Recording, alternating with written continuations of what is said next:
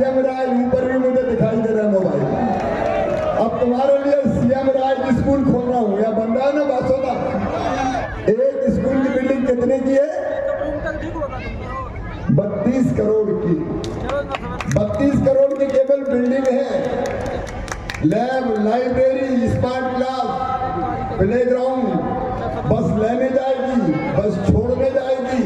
Private school से कई गुना बेहतर स्कूल बनवा के दूंगा मैं, ताकि गरीब बच्चे भी, मध्यम वर्गीय बच्चे भी ढंग से पढ़ सकें। और हरी सिंह जी, इस विधानसभा बासोदा में 10 सीएम राय स्कूल खोलेंगे अपन। हर 25-30 किलोमीटर के बीच में, जारसपुर हो, त्योदा हो, घटेरा हो, देख लेंगे अपन।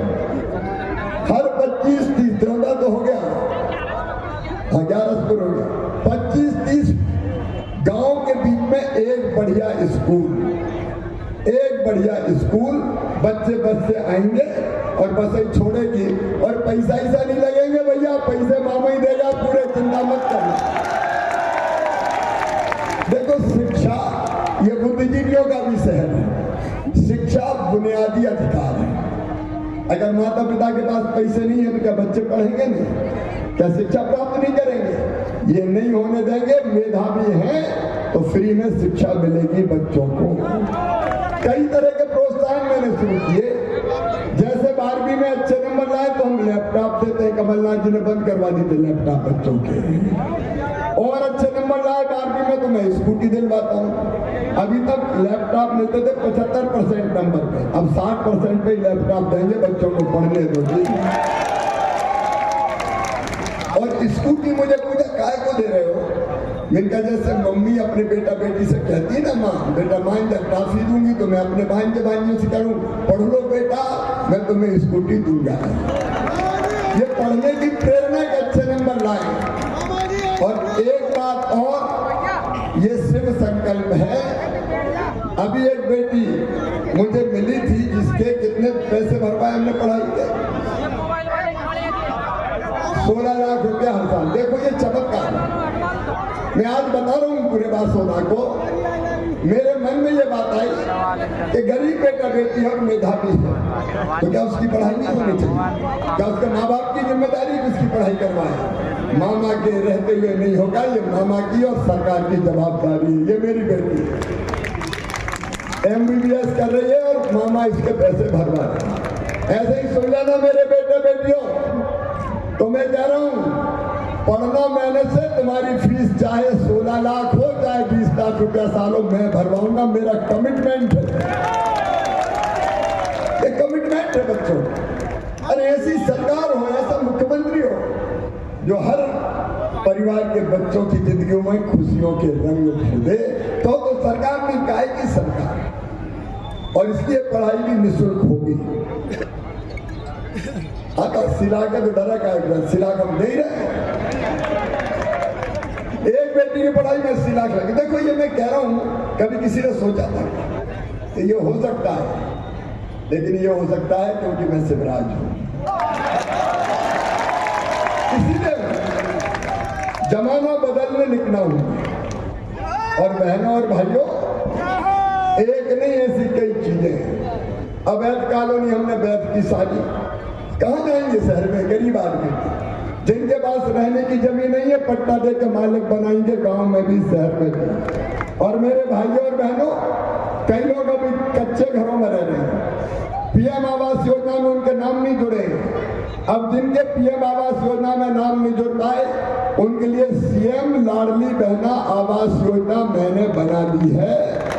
उनको भी पक्के घर अभी आवेदन भरवाए। जिनके कच्चे घर है उनको पक्का मकान बनाने के पैसा दिए जाएंगे। छोटा मकान बने लेकिन पक्का बने। जिंदगी बदलना है, लोगों की जिंदगी में खुशियां लाना है, इसलिए परिवार की सरकार है अपनी। और बहनों, रसोई गैस का सिलेंडर आपको 450 में मिलेगा। और बिजली के जिनके बहुत बड़े बिल आए, गरीब और निम्न मध्यम वर्गीय, वो भी मैं भरवाऊंगा। और 100 यूनिट पे केवल 100 रुपया महीने बिजली का बिल आएगा।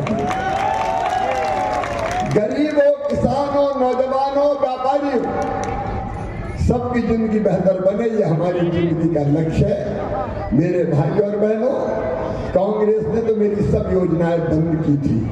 आजकल कांग्रेस परेशान बहुत है। एक तो उन्हें ये समझ नहीं आता कि सवेरे 5 बजे से चलता है और दूसरे दिन सवेरे 2 बजे तक काम करता रहता है। तो वो ऊर्जा क्या है? बोले ऊर्जा कहाँ से आती है? मैं कहा जनता के चरणों में से ये ऊर्जा निकलती है। मैं सेवक हूँ जनता का, मैं मालिक नहीं हूँ।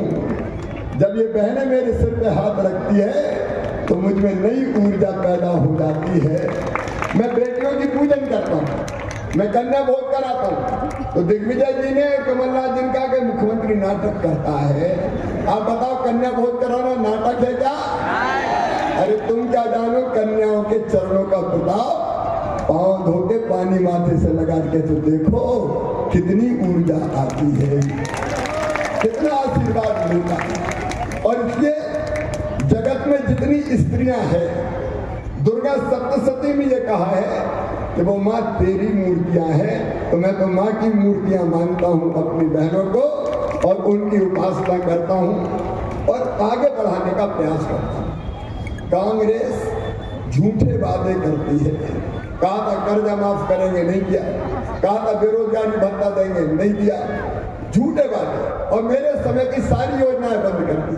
कांग्रेस के बारे में मैं नहीं कह रहा, अखिलेश यादव जैसे नेता जो उनके गठबंधन के अंदर, वो कहते हैं कि कांग्रेस तो घटिया पार्टी है,